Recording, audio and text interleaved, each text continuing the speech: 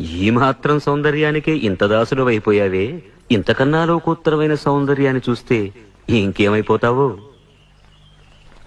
ఇంతకన్నా సౌందర్యమా?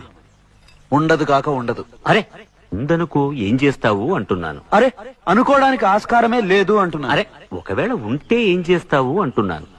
ఇంతకన్నా ఆనందప్రదమై, ఆద్యంత రహితమై, అనంతమై, నా హృదయమంతా నిండి నన్ను తనలో నింపుకునే సౌందర్యమై ఉంటే, అరే ఉండదయ్యా స్వామి. అరే ఉంటే ఏం చేస్తావయ్యా?